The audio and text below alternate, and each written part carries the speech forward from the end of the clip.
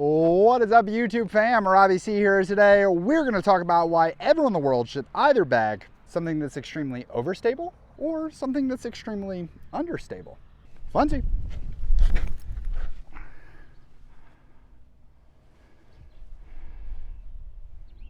But before we dive in, I have to ask the most important question of the day. How you doing today, Nathan? You having a good one? So catch me if I fall.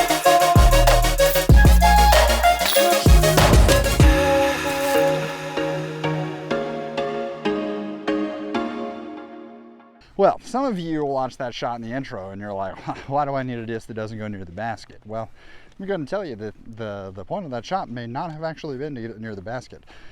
No, I wanted to demonstrate, I believe that so many people walk away from extreme discs because they want to just ride down the middle. They want to have some more neutral options that they can throw and get out there. And I want to talk about why it is important to not only have one side of the equation where you have like an extremely overstable disc, but how an extremely understable disc can often help you out in certain situations as well. So we're gonna dive into my bag, looking at the extreme options I have on both sides, talk about some use cases, talk about some mold options, and sort of walk away with maybe some of you wondering, should I add some discs to my bag? Would that help? Now, in order for this reality to set in, we have to talk about where lots of people start inside the game of disc golf, and that is we are trying to make the game as easy as possible, which is a hope and a prayer that we have here on the channel. I want to make this game easier because there are very few hobbies in life that are not easier the better you are at them. But when I talk about the progression, what I mean is that for lots of you, you are trying to get from the tee box to the basket in as few strokes as possible.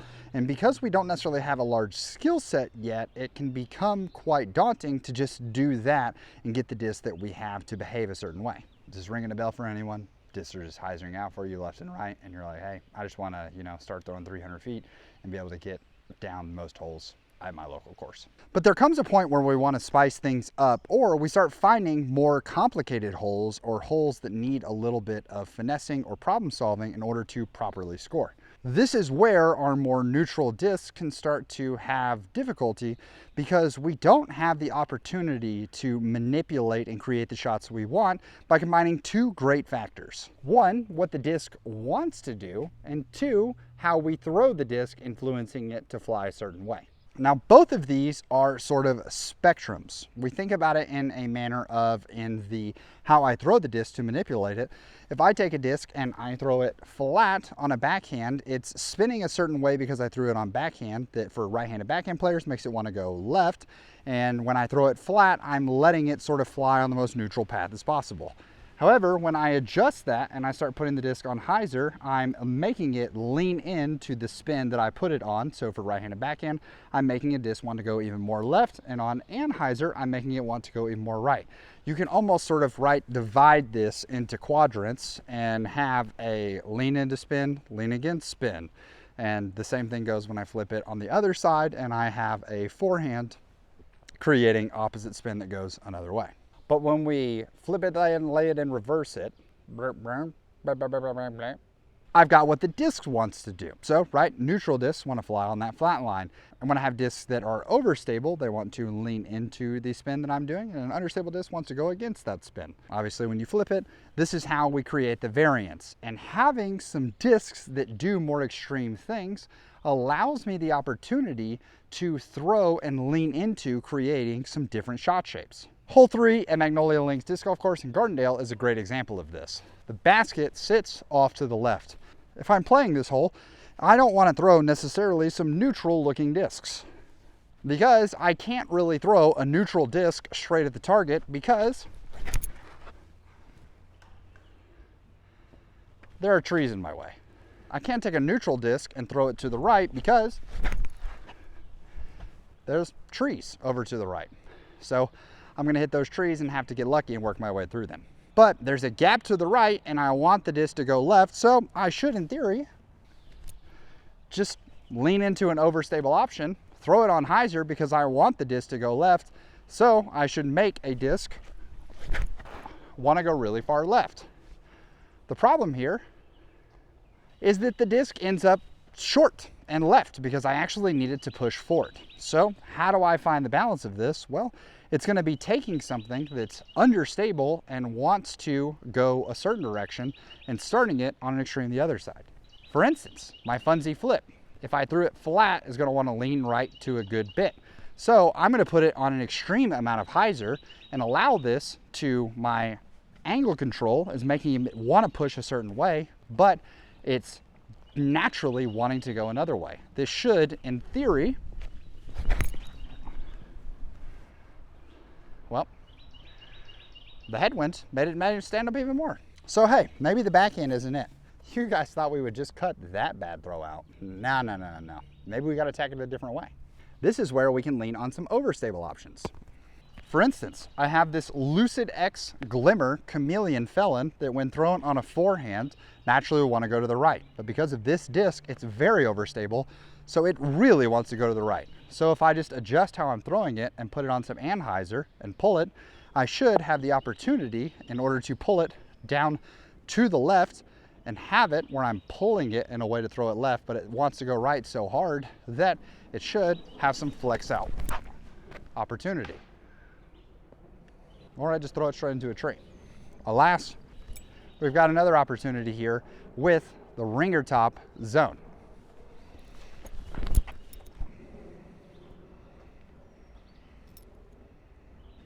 That almost goes in the bucket because the Zanger is just that good. You can see that we adjust by throwing very overstable discs on these flex lines. Instead of having to approach this in just a traditional method of I have to throw these neutral discs on a touchy backhand or something like that, I can just take a very overstable disc and throw it on anhyzer and chop it over and watch as it makes its way towards the basket. Now, another opportunity that often gets overlooked when it comes to using these extreme understable or overstable discs is when you may not have a certain shot in your bag.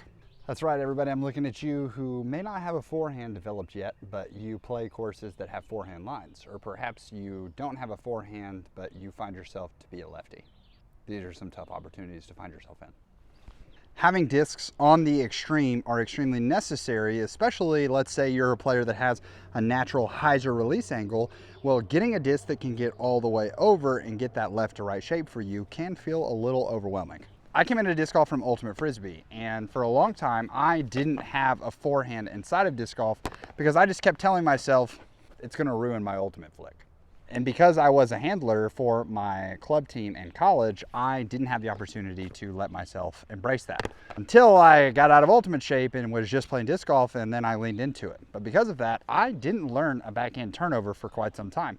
And from ultimate, I have a natural hyzer release angle. Now, this didn't necessarily inhibit my game for quite some time because if I had a shot like hole 5 out here, I just stepped up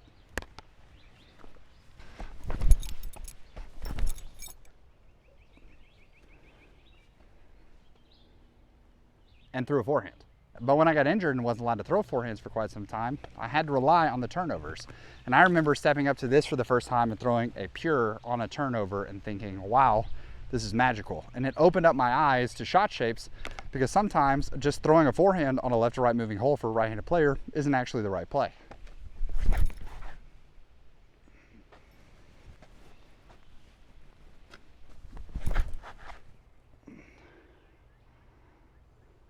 Well, and I'm still not great at it, but with the easier to turn over disc, the more extreme understable disc, you notice the shot went better? Okay, so it allows you to get creative on holes where you may not have a traditional line. It opens up and covers shot opportunities or shots that you don't have so that you can score more holes. I get it. But like, is that all, Mr. YouTube Man? Is that all these like silly extreme discs offer you? Well, Mr. Critic, no. In fact, I've got 2 more reasons. I record these 2 weeks in advance, so these could be terrible takes, but like in Minnesota and what Atlanta finally is starting to do, a storm is brewing. So in classic fashion, when I'm trying to showcase discs and what they do, we have crazy storms coming in at the time that I'm filming this video. So we have some pretty insane gusts of wind. In fact, I have a video that I really want to shoot about what I think is one of the best brands of disc golf out there for not only true beginners, but also children and kids. And that video is coming very soon after this one. I just haven't had time to film it because yeah, like the weather's been tough. But if super understable discs can help you have that turnover if you haven't developed the forehand, super overstable discs can be very reliable, especially in the wind. I'll never forget playing the NADGT championships in Austin, Texas, first time that I met Apollo disc golf. It's so fun being able to take that line because I'm going with really, really overstable discs. I can actually go outside and still crash back, as opposed to traditionally on this line, you have to take the inside route. And that doesn't go that well with the super overstable ones. Polecat, she's back. Oh, you're flippier than I remember, Mr. Kitty. You're flippier than I remember. So anyways, we're playing an NADGT championships in Austin, Texas, and we're playing out at the Met Center, which is there's a lot of faux OB out there. Man-made OB is probably the better way to put it. And we're playing in 40 to 45 mile an hour winds. Like I'm talking, I had a just outside bullseye putt that I hit. It landed high in the chains and the wind was blowing so high or so fast that it blew it out of the basket, out of the chains, and pushed me like over 100 feet away because the wind was blowing that hard. And having some very, very overstable discs, if I've built my bag solely relying on neutral or even flippy stuff, then in those winds, trying to throw hydro flips and things like that can be very, very difficult. And so having the reliability of overstable discs can be nice. This is why you'll see pros use like a cap wrap for reliable overstable approaches in the high winds that often hit people on the Pro Tour, because instead of just a traditional wrapper, which would be good, the cap wrap's overstability creates extra reliability when you're able to put in a certain amount of power to them in order to get them to fight. Who knew? Hole 6 at Gardendale. It's just defender. 12 or 13 speed overstable on a sub 200 foot hole. Yes, please. And the last reason that I think people should put really, really overstable or understable discs in their bag is that they're just fun. When you have these extreme discs, they want to do such extreme things that oftentimes, especially if you go on the understable side, you don't have to put near as much power into the shot in order to get it to do super fun things. Like if I'm trying to fully overpower an ozone or a flip or a Discraft Soul, I'm gonna have a bad time because it's going to want to get to the ground super fast. But if I want just a nice, simple, like gentle turnover, I can throw those at lower speed powers because the disc wants to help me so much because it's so much on the extreme side. So I want to sort of close out the video talking about options that have worked for me, as well as one super important caveat about like this whole process and finding these discs for you. So for me, I kind of have these options at certain speeds and varying things working my way up the bag. So in the putter side, I have polecats, obviously super good. The range is a little less on the extreme side, but I know when I need the flippy, the polecat has always been a winner for me, especially on easy, gentle turnover shots. The polecat's been phenomenal. Also, Precious Child, but we'll talk about Precious Child in just a second because I think this could be a fantastic option for so many of you. Now, I'm not talking overstable approach discs. That's sort of a reliable category in its own, like the Ringer Top Zone. But staying in the extreme, these are the discs that I really thought of in making the video. So you have a flip by Hooligan Discs. This is the Funzy flip because those boys are the best. This is a very understable option. Side Guy can put the flip flight numbers on the screen for you. You can just tell this thing is understable, like it wants to move to the right on a backhand throw, and it can be a really great roller. Other options being the Rolo is a great one here, the Soul, the Paradox, all fantastic choices. Moving up to the fairway side, I have the Trash Panda Ozone. I remember when Jesse described this disc to me, I knew it was going to be a disc that I was going to fall in love with. I knew it was going to be a disc that so many people should bag and throw. And if you have a natural anhyzer release, what's fun about this is that you get to sort of take some power off and let yourself trust the accuracy of it, because if you have a natural anti release and you try to full yeet this thing, it's going to burn over and have a bad time. But when you start smoothing things out and throwing it, I watched my friend Ryan the first time he has a natural anhyzer release. I had reviewed these and I let him borrow one literally the moment that I finished reviewing the discs, and I handed it to him and he steps up And he's like, I didn't think it was that great. And I was like, oh, were you throwing full power? And he was like, yeah, I was. So the next time we went out, he just took a little bit off of it and found a disc that instantly made his bag. Then on the overstable side, I have a Lucidex Glimmer Felon. This is a la a tilt, very, very, very, very overstable. This run is just silly goofy. It's like board flat top. This thing, if I like max throw this thing trying to flex it, I may be able to get 300 feet out of this. It barely comes out, but when it does, I lean on and rely on this thing. It's such a fun thrower, but very overstable. And when I need more distance, I lean on this Orbit Defender to do the exact same thing for me. So you can see that moving up the bag, I've got understable to overstable slots sort of balancing their way up. Now, I don't have something in the super flippy max speed slot, but that's because most of the time I'm not trying to throw something in that range, which is how we get to you picking these shots for you. You hear people talk about arm speed quite often. What arm speed means or really translates to isn't just like how fast the hand is moving and things like that. I think the reality of arm speed is it's how fast can your hand move, as well as how much spin can you put into the disc, how much power can you put into the disc. That's really what arm speed comes down to. And when you have a certain arm speed, you're going to be able to unlock certain flights and certain discs. If you're not careful, you're going to overpower them. And there are even people who have slower arm speeds, but they're throwing, and like we talked about it as two matrices at the beginning, they're using their how I throw the disc matrix to overpower what the disc wants to do matrix, which is usually how it ends up going. And so they're throwing them on these extreme lines and they think something is too flippy for them or however it may be. So for me, my arm speed matrix of what I throw on a forehand, being a responsible Gardendale attendee, all right, make sure no one's on hole one. I know that I have a good forehand. I know I have a power forehand, and I forget that like a lot of times in Birmingham golf, I don't get to unleash that forehand at its maximum potential. And it made me feel really proud the other day playing with friends, and I threw a couple of power forehands and they were like, wow, I just forget that you have that in you since we don't get to see it that often. But for me, I can throw my super overstable Raider and get some straight flight out of it, whereas other people are gonna have to throw my super flippy Raider in order to try to create that similar flight. Whereas I feel like I have to power off of that in order to get to have that straight flight. So what's going to be super flippy for me versus super overstable for me is gonna be determined by my arm speed. On backhand, that's an entirely different story because my backhand is not as developed as my forehand. And you have to decide this. One of my favorite examples is inside of the MVP family. You have the discs, the Paradox, the Uplink, and then you have the Detour. This is sort of the walking down the line of understable options. So for certain arm speeds, that Paradox is going to be exactly what you're looking for in the super flippy category. But for some people, you have a little more developed of an arm speed, so the Paradox might be too unreliably flippy. So you need to move up to the Uplink. And then for some of you, the Uplink is still too flippy, so you need to move to the Detour.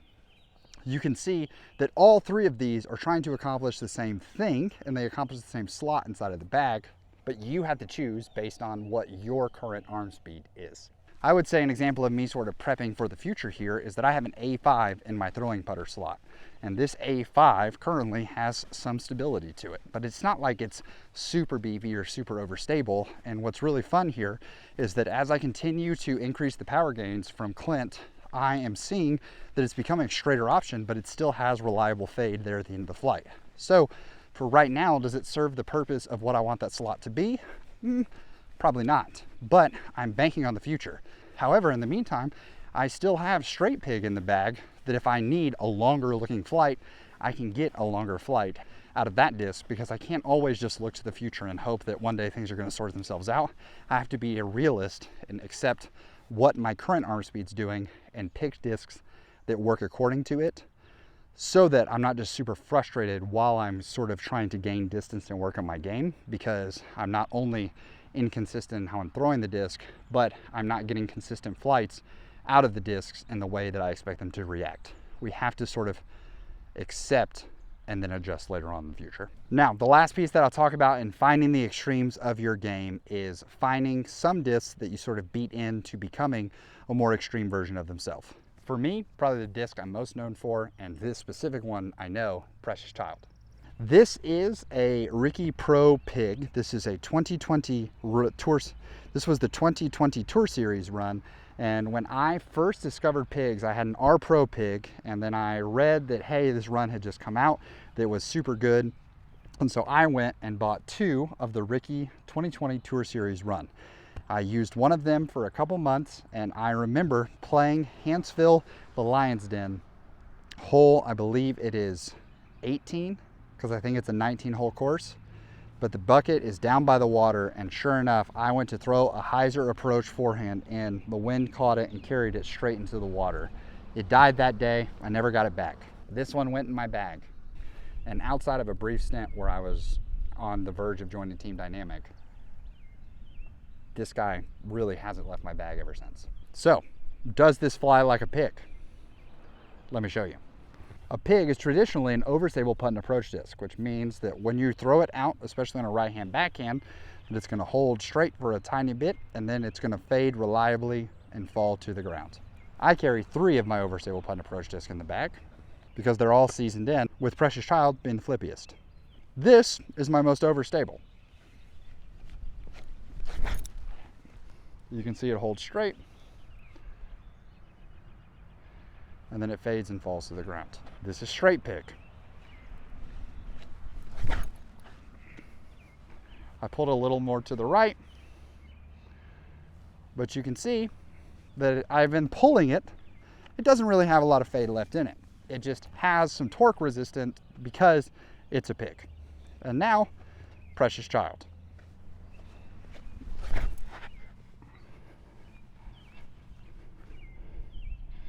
Instead of being pulled to the right, like straight pig got pulled, I started Precious Child further left, and it turned over so much that it still ended further right than pig number 2. And let me tell you, that's a fun disc to throw. So find discs that you love, and you can season them in to make them more extreme versions of themselves, which is not only because you got them to that extreme state, are you going to know what to do and find some comfort with that disc. I can almost guarantee you're gonna have more fun throwing it. So that's gonna wrap it up for today's video on extremes. I would love to know, what are the extreme discs that you have in your bag? What are you enjoying as of late? And did any of the ones that I have in my bag, or those what you have in your overstable slots? And for those of you who are Lucid X Glimmer Felon lovers, you guys know what I'm talking about, right? Like, I mean, is it the greatest run of Felons of all time? Maybe. So I want to say thank you so much for watching, and I hope you have a fun time getting out there and throwing those extreme options. And like I said, let me know in the comments below what are ones that you tried before and enjoy. I know on In the Bag, we love talking about the Uplink, phenomenal disc. And one day in the far, far future, we may have custom In the Bag Uplinks, but we'll see. So thank you so much for watching. I hope you have an amazing rest of your day. Please make it fantastic for someone else too. But for now, we're going to leave you with the birdie.